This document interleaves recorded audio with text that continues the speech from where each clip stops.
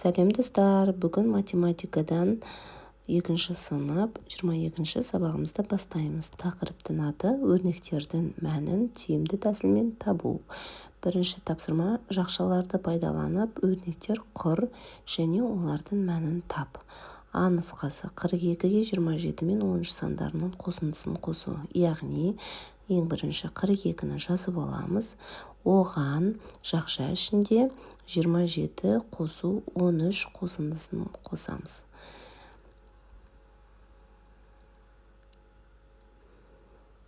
Тен 42-ні алдымен жазып аламыз. Қосу жаңағы 27-ге 13-ті қоссақ 40 болады. Демек, тең 42 қосылған 40 тең болады 82. Келесі ән нұсқасы 23 пен 47 сандарының қосындысына 20-ны қосу. Олай болса, ең бірінші жақша ішінде 23 қосылған 47 саны. Содан кейін оған 20-ны қосамыз. 23-ке 47-ні қоссақ 70 болады. 70-ке 20-ны қосамыз. Тең болады 90. Б нұсқасы 12-ге 78 бен 68 сандарының айырмасын қосу. Яғни 12 қосу жақша ашылады. 78-ге 78-ден 68-ді азайтамыз. Жақша жабылады. Тең болады 12 қосу 10 тең 12-ге 10-ды қоссақ 22 болады.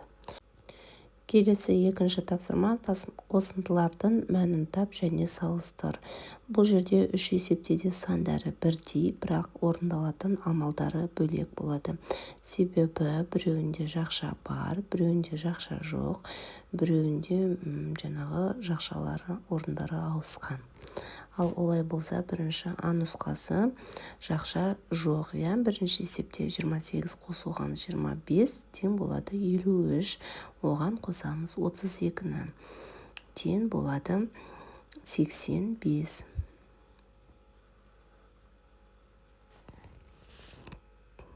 Келесі нұсқасында 25 қосылған 28 жақша ішінде жазылып тұр, және оны бірінші амалмен орындаймыз. Яғни 25-ке 28-ді қоссақ 53 болады.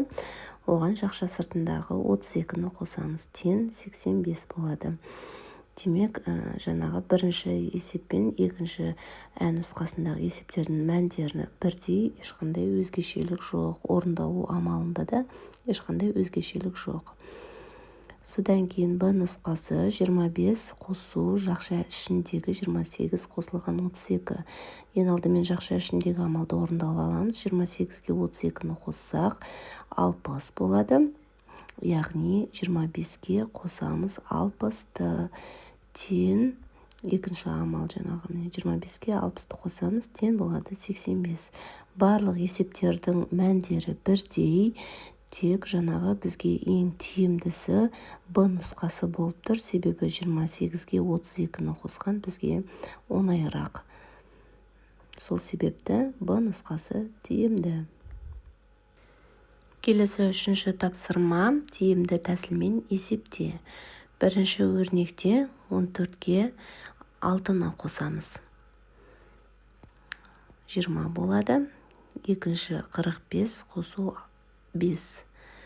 50 болады. Одан кейін 20 қосу 50 тең болады 70. Келесі өрнекте 8-ге алдымен 22-ні қосамыз. 30 болады. Келесі 3-ке 57-ні қосамыз. 60 болады. 30-ға 60-ды қоссақ 90 болады. Келесі өрнекте 12-ге 8-ді қосамыз. 20 болады. Одан кейін 20-ға 40-ды қосамыз. 60 болады. 20 қосу 60 тең 80 болады. Келесі өрнекте 43-ке 27-ні қосамыз. 70 болады. 8-ге 12-ні қосамыз. 20 болады. 70-ке 20-ні қоссақ 90 болады. Төртінші есепте өрнектерді салыстыр және мәндерін тап. Ең бірінші 79-дан 30-ды азайтамыз. 79 азайту 30, 49 болады. Оған 9-ды қосамыз. 58 болады. Одан кейін 79-дан 30-ды азайтамыз. 49 болады. 49-дан 9-ды азайтамыз. 40 болады. Ал енді 58 пен 40-ты салыстырамыз. 58 артық болады. Келесі жақша ішінде 34 қосылған 27, қосылған 19. Ең алдымен жақшадағын орындаймыз. 34-ке 27-ні қоссақ 61 болады. 61-ке 19-ды қосамыз. 80 болады. Келесі 36 қосылған жақша ішінде 27, қосылған 19. Ең алдымен жақшаның сыртындағы 36-ны жазып аламыз, оған қосамыз. 27-ге 19-ды қоссақ 46 болады. Ал 36-ға 46-ны қоссақ 82 болады. Демек 82 мен 80-ді салыстырсақ 82 үлкенірек болады. Сол себепті жаңағы 82 артық болады. Келесі өрнекте 52 азайтылған 16 тең болады 36, оған қосамыз 9-ды. 36-ға 9-ды қоссақ 45 болады. Келесі 53-тен 16-ны азайтамыз. 53 азайту 16, 37 болады. 37-ден 9-ды азайтамыз. 28 болады. 45 пен 28-ді салыстырсақ 45 үлкен болады. Бесінші тапсырма теңдеулерді салыстыр және шеш. Бірінші теңдеуде x қосу 7 тең 27. Ең алдымен белгісіз x-ті жазып аламыз. x тең 27 азайтылған 7. x тең 20. Ал ендеше тексереміз. X-тің орнына 20-ны жазамыз. 20 қосу 7 тең 27. Бірінші теңдеуіміздің жауабы дұрыс. Демек 27 тең 27 болады. Келесі екінші теңдеуіміз 27 азайту x тең 7. Бірінші белгісіз x-ті жазып аламыз. x тең 27 азайту 7. X тең 27-ден 7-ні азайтсақ 20 болады. Тексереміз. 27 азайтылған x-іміз біздің 20 шықты. Демек 27-ден 20-ны азайтамыз. Тең 7 болады. Демек екі жағы тең 7 тең 7.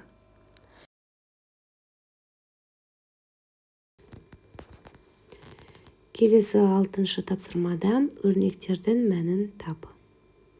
26 дециметрден азайтамыз 23 дециметрді. Тең болады 3 дециметр. Келесі 17 литрге 8 литрді қосамыз. Тең болады 25 литр. Келесі 15 килограмм қосу 6 килограмм. 21 килограмм болады. 13 сантиметрден 7 сантиметрді азайтамыз. Тең болады 6 сантиметр. 48 минуттан 20 минутты азайтамыз. Тең болады 28 минут. 3 тәулікке 2 тәулікті қосамыз. Тең болады 5 тәулік. 6-шы тапсырмада сызбалар бойынша амалдарды орында. Ендеше бірінші кестеге назар аударайық. 27 қосу 13 бірінші амал болып орындалады. Ал ендеше өрнектерді құрастырайық. 27-ге 13-ті қосамыз. Бұл жерде 27 мен 13-ті жақшаға алсақ та болады, алмасақ та болады. Бірақ біз алайық. Демек 27 жақшаға алынады, одан 24 азайтылады. Тең 27 қосылған 13 40 болады. 40-тан 24-ті азайтамыз. Тең болады 16.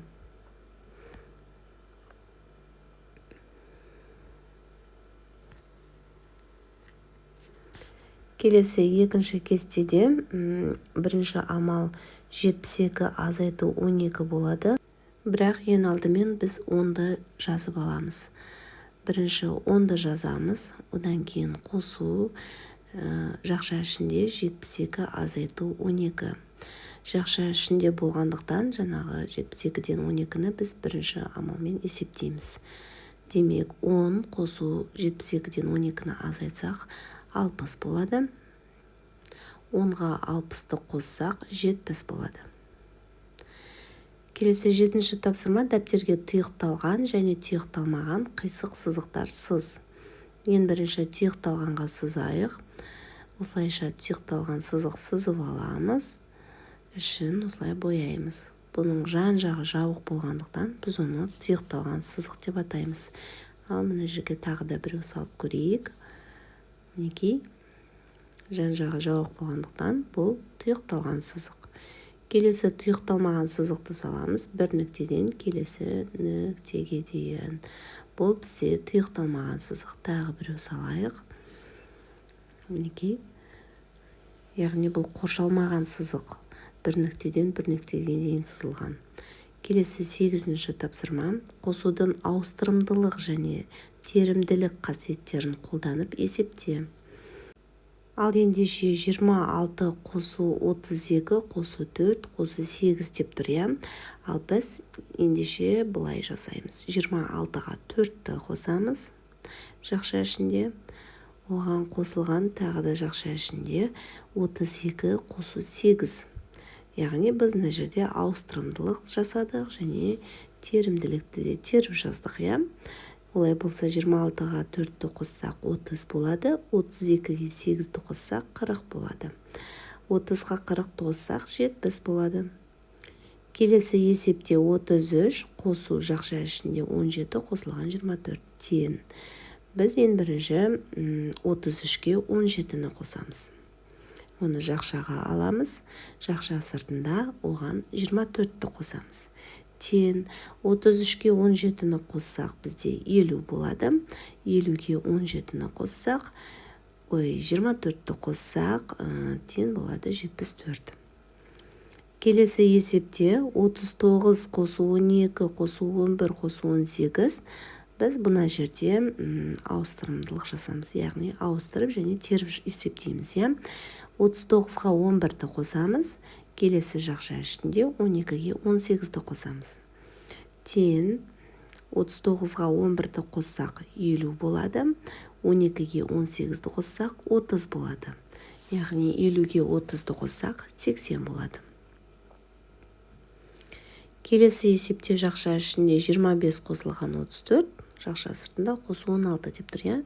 Ең алдымен біз 25-ті жеке жазып аламыз. Оған қосылған жаңағы жақша ішінде 34 қосу 16. Бізге солай шығару оңайырақ болмақ. Ендеше 27-ні жазып аламыз. Оған 34 қосу 16 50 болады. 25-ке 50-ті қоссақ 75 болады. 9-шы тапсырмада ребусты шешсең, қазақ халқының ұлттық ойындарының бірі қалай аталатынын білесің. Ендеше бірінші бізде 9 деп тұр, содан кейін құм деп тұр. Келесі екінші суретте алма тұр. Алма сөзінің соңғы үш әрпін алып тастаймыз. Ал ендеше жазайық 9, құм және а дыбысын жазамыз. Келесі үшінші суретке қараймыз. Лақ. Лақтың суреті, демек лақ сөзін жазамыз. Ал ендеше қарайық, қандай сөз шықты екен? 9 құмалақ. Ендеше бұл ребустың жауабы 9 құмалақ болады. 9 құмалақ қазақтың ұлттық ойындарының бірі. Ол ақыл-ойды дамытатын, ми қызметін жетілдіретін ойын. Ал ендеше достар, каналыма тіркеліп, мені қолдап кетіңдер. Әлі алда көптеген сабақтарды жүктейтін боламын. Баршаңызға сәттілік.